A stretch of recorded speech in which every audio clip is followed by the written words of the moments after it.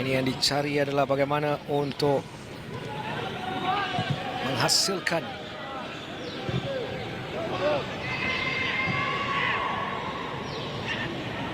sesuatu di depan pintu gol.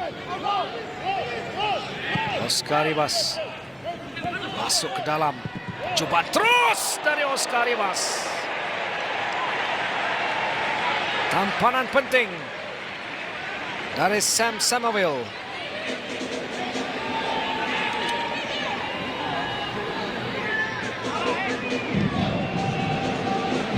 Satu tampanan penting. Minit ke-18. Pak Kwang Gil.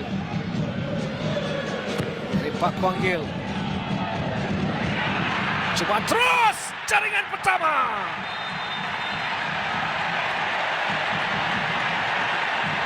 Namun tidak disahkan.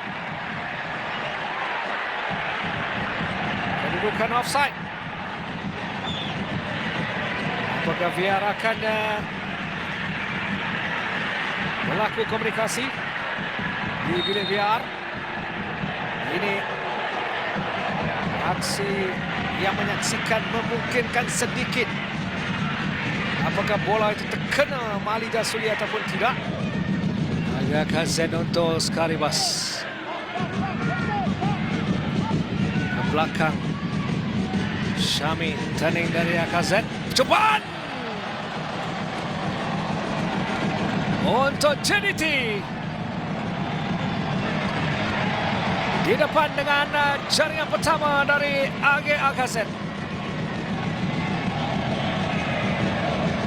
Satu teknik yang menarik. 43 minit mereka menanti. Tampanan kemudiannya.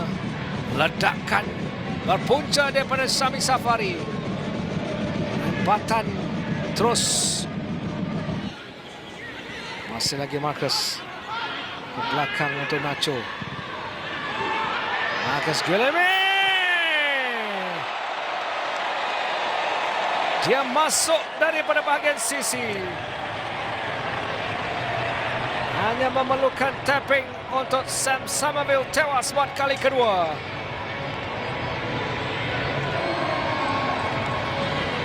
Dia terus mencari pada ketika larian sudah pun dibuka oleh Marcus Guillemé. Untuk jaringan kedua buat Joe Darul Takzim.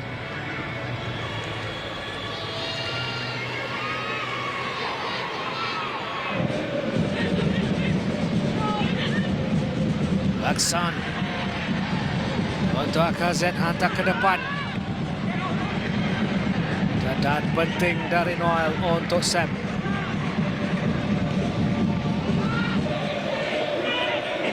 Recovery yang begitu pantas dilakukan oleh pemain-pemain pertahanan pasukan Melaka.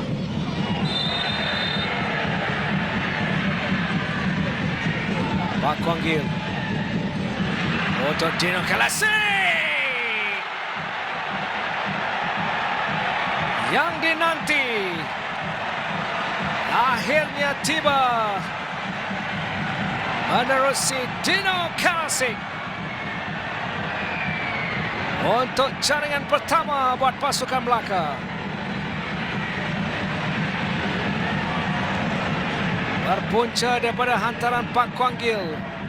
Seolah-olah dia mau melepaskan, menghantar bola ke depan. Namun through ball yang menarik mencari Dino Kalasik. Satu sentuhan diperlukan untuk menewaskan Shihan. Oscar Rivas. Apakah sepakan penalti? Jelas. Ada tarikan dilakukan sedikit oleh Noel. Ke atas Haji Mujagik.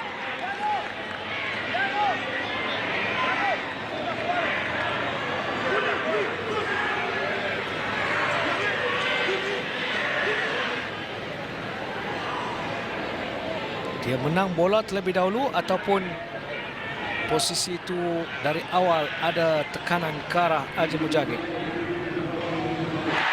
Apapun syabas kepada pengadil perlawanan kerana dia mengambil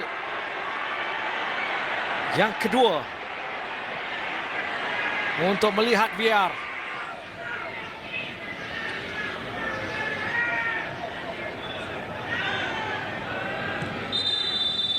Tiupan whistle pengadil perlawanan